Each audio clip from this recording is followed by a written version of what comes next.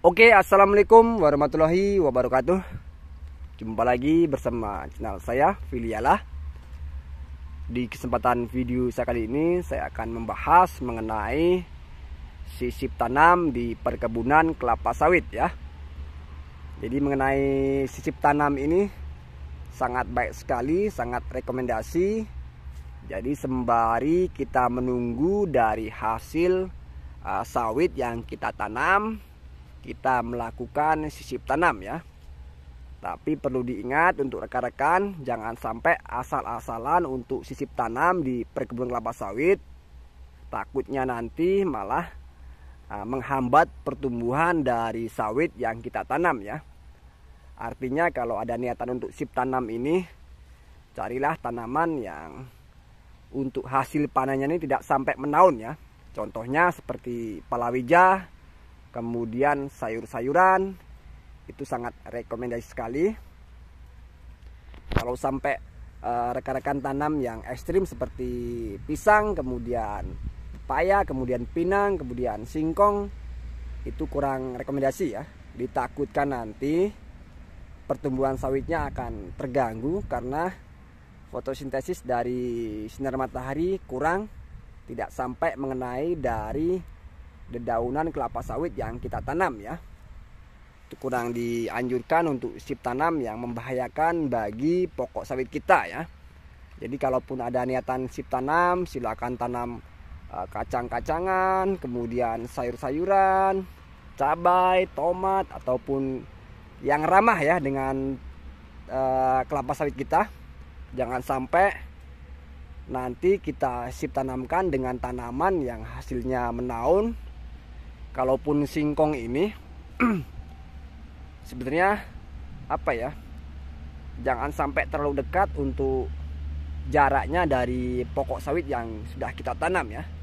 Itu tadi ditakutkan nanti menghambat dari fotosintesis dari sinar matahari dan akan berdampak bagi melambatnya pertumbuhan sawit kita.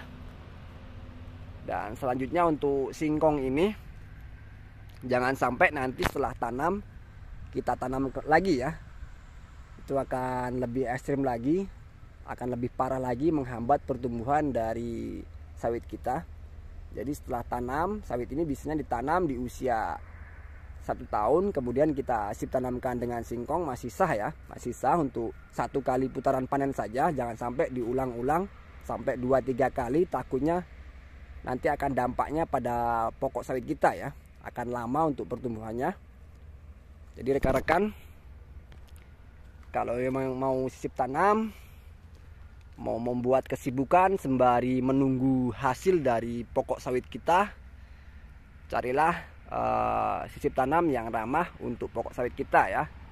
Jadi bisa semangka, bisa cabai, bisa sayur-sayuran, pokoknya yang ramah bagi sawit kita. Jangan sampai cari sisip tanam yang hasilnya menaun seperti singkong, kemudian pinang, kemudian buah pepaya. Itu akan sangat membahayakan. Perlu diingat untuk sawit ini masa pertumbuhan adalah masa terpenting bagi 25 tahun ke depan ya. Jadi kalaupun sawit kita yang sudah kita tanam di masa pertumbuhannya kita dapat mengoptimalkan, artinya mengoptimalkan ini bisa tumbuh subur, nanti pokok sawitnya akan besar, akan jumbo, tentunya akan menjadi rumah buah-buah besar ya. Tapi kalau dari kita tanam sawitnya tidak kita perhatikan pertumbuhannya, ya nanti yang ada untuk sawitnya ini bisa pokoknya cungkring, kurus, dan disitu akan berdampak bagi buahnya ya. Buahnya tidak akan besar. Jadi seperti itu logikanya. Jadi kalaupun kita ada niatan sisip tanam, cari sisip tanam yang aman, yang ramah bagi pokok sawit kita. Jangan sampai karena ingin mendapatkan keuntungan yang lebih besar, rekan-rekan rela mengorbankan masa pertumbuhan sawit ini ya, sawit kita. Nah ini disisip tanam dengan singkong. Jadi cukup sekali putaran saja, jangan sampai 2-3 kali ya. Ini pun untuk jaraknya dari batang sawitnya sudah sangat dekat sekali, bahkan tidak ada jarak ini ya. Dan saya mohon maaf untuk yang memiliki kebun, saya buat konten untuk kebunnya, tidak ada maksud apa-apa. Saya ingin menjadikan bahan pembelajaran untuk kita semua.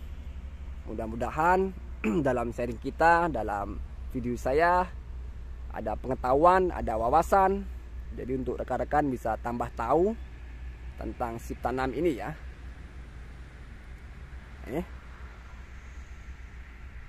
Oke.